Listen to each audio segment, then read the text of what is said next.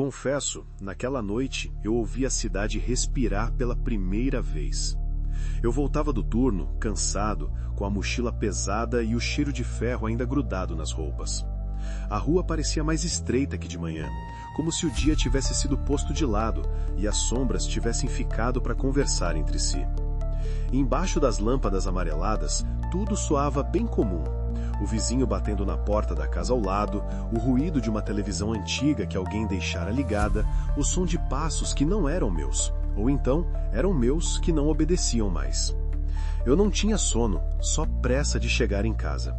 E, ainda assim, a cidade parecia segurar o ar para mim, como se quisesse ouvir cada respiração, cada batida do meu peito que insistia em ficar tímido.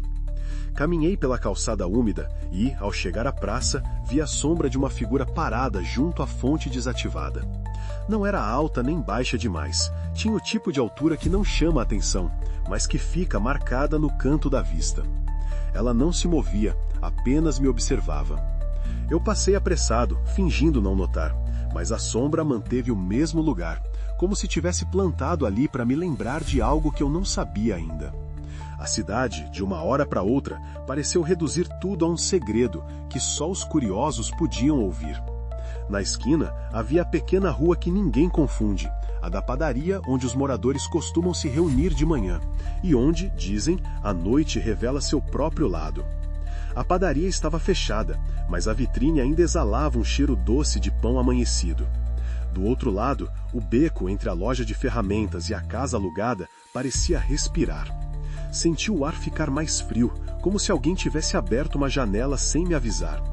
Foi quando reparei na placa enferrujada de uma casa que eu costumava evitar, não por medo, mas por hábito. A casa número 14, que parecia ter esquecido de envelhecer junto com o bairro. A porta estava entreaberta, como quem espera por alguém que nunca chega. Por curiosidade ou por impulso de quem sabe que certos segredos não se revelam sem um passo a mais, entrei. O corredor cheirava mofo e madeira velha, misturado com uma nota de doce que alguém devia ter deixado no tampo da sala, talvez um vidro de conserva que ficou por ali por anos. O piso rangeu que parecia antigo me contou histórias com cada passo. As coisas mudavam de lugar mesmo quando eu não olhava, como se a casa tivesse memória própria. No corredor, pendurados na parede, havia quadros empoeirados de pessoas que eu não reconhecia. Cada rosto parecia olhar direto para mim, ainda que não houvesse ninguém ali. Um deles, mais próximo da sala, parecia uma foto antiga de uma menina com um sorriso preso entre o pesado da moldura e o olho que insistia em piscar para mim. Na pintura, havia manchas de um tom avermelhado que não conseguia identificar, uma coisa que não se via bem na primeira olhada, mas que deixava a pele arrepiada. A casa, nesse instante, parecia ter ouvido meu nome sussurrado por alguém que não falava alto, apenas deixava a voz ficar presa no ouvido. Segui até a sala principal, onde o silêncio parecia ter ocupado o espaço inteiro. A janela, sob a luz fraca da rua, soltava um fio de vento que não moveu nada além de uma cortina antiga. No centro da sala, uma mesa de madeira com as bordas gastas guardava uma pilha de cartas amassadas. Peguei uma sem querer, e a carta, escrita com uma caligrafia que me era estranha, dizia apenas: "Não apresse a história. Ela não desiste de quem não a observa."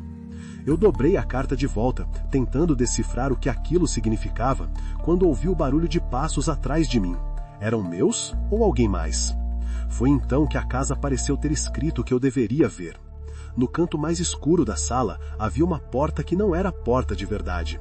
Era uma fresta na parede, como se alguém tivesse apagado a parede para deixar passar outra coisa. A fresta não parecia ter fim. Era como olhar para uma rua que não termina, uma cidade que se dobra para caber dentro de uma casa.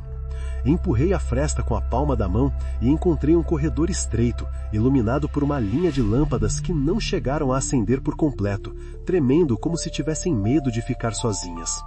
O corredor conduzia a uma sala menor, com o piso de madeira muito gasto e uma única cadeira de espaldar alto no centro. A cadeira não estava vazia. Em seu assento, alguém ou algo parecia ter se acomodado há muito tempo. E a pessoa tinha exatamente a minha idade, seu corpo marcado por uma expressão de quem acabou de acordar de um sonho ruim. Eu quase gritei, mas a voz ficou presa na garganta. A aparência era minha, a cor dos olhos, o jeito de apoiar as mãos na perna, tudo igual. Não era medo de me encontrar, era o que aquela imagem representava. Alguém que ficou preso entre duas televisões antigas, dois tempos que não conseguiam se resolver. Antes que eu pudesse entender, a porta que eu trouxe comigo para dentro daquele lugar fechou com um clique seco. O ar mudou de tonalidade, o silêncio ficou mais denso, como se a casa tivesse respirado fundo antes de falar. E então ouvi, bem baixo, uma voz que não parecia vir de fora, mas de dentro de mim. Se observar, você some. Não era uma ameaça direta, era mais como um aviso discreto, de que ali, naquelas paredes, o tempo se dobra para quem não desvia o olhar. Eu não sabia por quanto tempo fiquei ali parado, olhando para minha própria imagem na cadeira. Foi então que as paredes começaram a se mover, não rápido, mas devagar, como se alguém estivesse girando o mundo para que aquela sala coubesse na memória de quem entrasse ali pela primeira vez. Quando a casa parou de se mexer, o corredor voltou ao normal.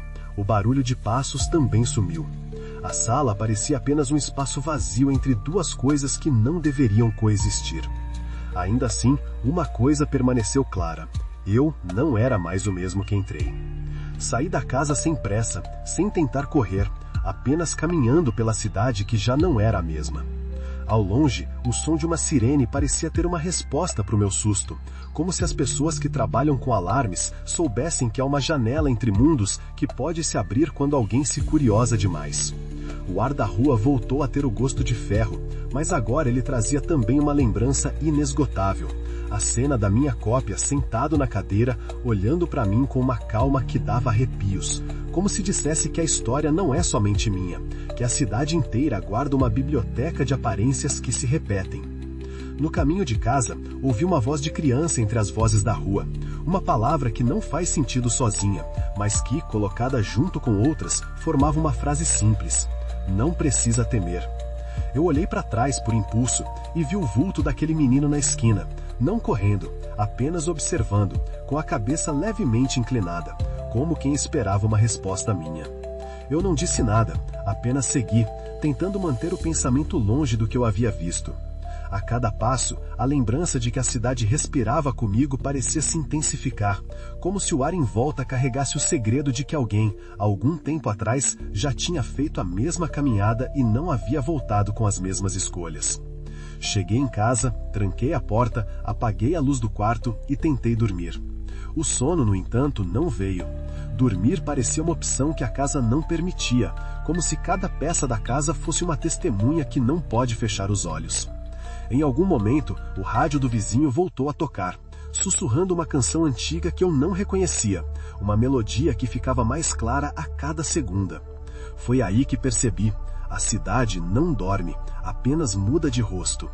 E eu, que pensei estar de volta para minha vida, continuei sendo observado por uma outra vida que me lembrava que todo mundo se perde, às vezes, dentro de uma casa que não é só casa.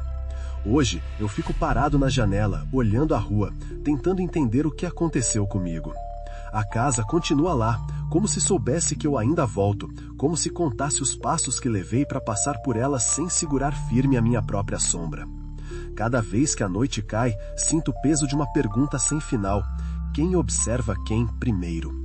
A cidade, com seu jeito de respirar, parece me responder sem palavras: continue apenas observando, que a história não termina quando a gente fecha a porta.